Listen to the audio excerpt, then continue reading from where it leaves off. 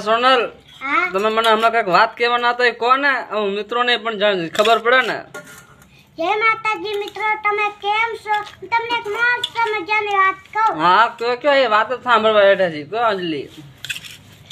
ને ગમે તે એટલા માણસો હોય, માણા હોય, કૂતરા હોય, જાનવર હોય, હા કે જીવ જંતુ હોય, ના જીવ જંતુ હોય, હા તો તે આપણે એ તડકે ઉભા હોય ને, હા તો તે આપણે એમની ઉપર દયા થાય. તો તડકે ઊભું હોય જાનવર હોય કે ભાઈ માણા હોય કે તો એના પર દયા આવી જાય તમને હે ને.